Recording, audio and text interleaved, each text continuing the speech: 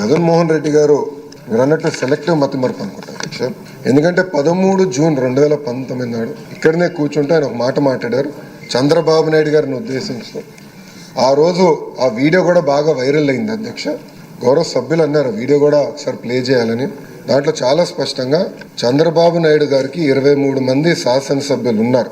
ఒక 5గురిని లాగేస్తే ఆయనకు 18 లేదంటే 17 మందో ఉంటారు. అప్పుడు ఆయనకు ప్రతిపక్ష నాయకుడి స్టేటస్ కూడా ఉండదు అని స్వయంగా జగన్మోహన్ రెడ్డి గారే హౌస్ సాక్షిగా చెప్పారు అధ్యక్ష. ఇప్పుడు వచ్చి ప్రత్యేకంగా మీ పైన వ్యక్తిగతంగా ఆరోపణలు చేస్తాం, ఆయనకున్న దొంగ పేపర్ దొంగ ఛానల్ వాడి ఆరోపణలు చేస్తాం. హౌస్ పరువుని తగ్గిస్తున్నారు అధ్యక్ష. ఈరోజు ప్రజలు నిర్ణయిస్తారు ఎవరు ఎక్కడ కూర్చోవాలని.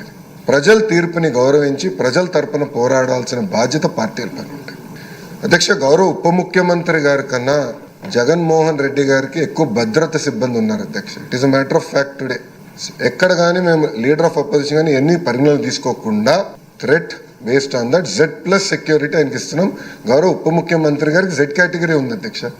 అంటే ప్రభుత్వం చాలా క్లారిటీగా వ్యక్తిగత విభేదాలకు వెళ్ళేదేం కాదు.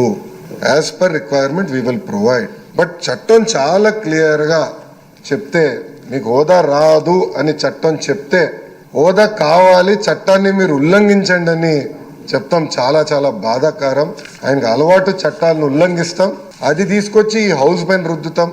ఆ సాక్షి పత్రిక ద్వారా రాస్తే నిజంగానే చాలా చాలా బాధాకరం అధ్యక్ష. తప్పనిసరిగా దీన్ని సీరియస్ గా హౌస్ అందరం తీసుకోవాలి. ఎందుకంటే ఇది ప్రాక్టీస్ కింద అవ్వకూడదు అధ్యక్ష. రేపు ఏ పార్టీ అధికారంలో ఉన్నా ప్రతిపక్షంలో ఉన్నా ఈ ప్రాక్టీస్ కరెక్ట్ కాదు. హౌస్ గౌరవం పెరగాలి, చర్చ జరగాలి, ఇష్యూస్ పైన హోరాహోరీగా చర్చ జరగాలి నేను ఆశిస్తున్నా. అప్పుడే మెరుగైన చట్టాలు మనం తయారు చేయగలుగుతాం, చట్టాలు కావాల్సిన సవరణలు తీసుకురాగలుగుతాం అని మీకు తెలుపుకుంటూ నేను సెలవు తీసుకుంటాను.